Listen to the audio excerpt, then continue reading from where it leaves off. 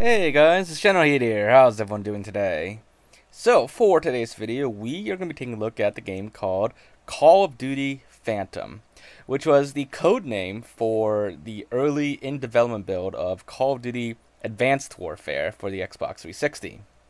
So, I guess at this time in development, they didn't call it Advanced Warfare yet. They were going to call it the Phantom, which would have still been a cool name for Advanced Warfare. I wouldn't have minded if they did Phantom, because I think before that they did Call of Duty Ghosts. So having Call of Duty Phantom follow Ghosts would be interesting to say the least.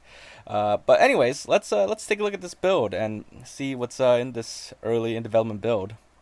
So aside from the start screen being different, we still have pretty much a similar. Well, actually, it's the same UI as Modern Warfare 3.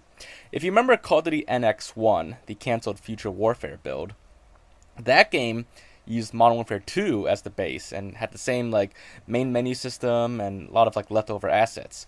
Well, this game, Call of Duty Phantom, uses Modern Warfare 3 as the base, and you can see while the background is different and is more Advanced Warfare, it still has the Modern Warfare 3 logo on the main menu. It doesn't have like all the same pictures, but you can see the main menu layout is exactly the same as Modern Warfare 3. The campaign menu, it has a section for blacksmith levels, which I guess is another code name for Advanced Warfare levels, and it also has a section for legacy levels. It has like the New York missions from Modern Warfare 3, and it even has a Spec Ops menu here too. Of course, there's nothing unique about the Spec Ops menu in this case. Everything in Spec Ops is still the exact same as Modern Warfare 3. It's missing a few assets here and there, but everything else is still the same as it was in MW3.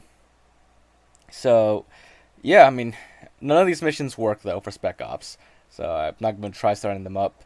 And it's the same thing with multiplayer. This build does not come with multiplayer. Attempting to start a multiplayer just crashes the build. As for campaign, the only mission that's available is called Fusion, and that's the only playable mission in this build. So, unfortunately, there's not much else to this, but I'll give you a quick glimpse of the campaign mission Fusion, and then we'll wrap it up for this video. For the sake of time, I won't do a full playthrough. That will be for a separate video that I'll upload in a couple of days after this, because the mission Fusion on this game it's a bit long. So, like I said, for the interest of time, I'm not gonna cover the entire campaign mission. I'll just show you a little bit of the beginning part. So, there's no cutscene at the beginning, like there is in the final game, but that I guess that wasn't finalized yet. There was no placeholder video for the intro either. It just loaded the mission right into it, and we were pretty much just dropped right into gameplay.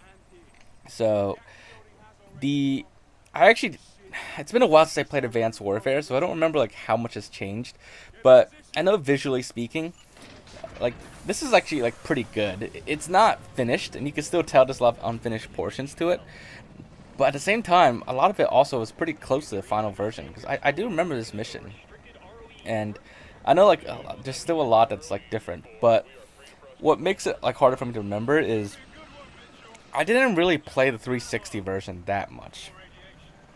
I think like I did have both versions, because I remember at the time when Advanced Warfare first came out, they had like a deal where if you bought it for like the Xbox One or the Xbox 360, you get the other version for free.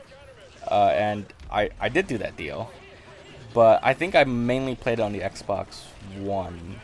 I don't quite remember what it looked like on the 360, but I don't think it was like a huge graphical difference between the 360 and Xbox One versions back then, because this was still kind of early in the Xbox One generation, so it wasn't.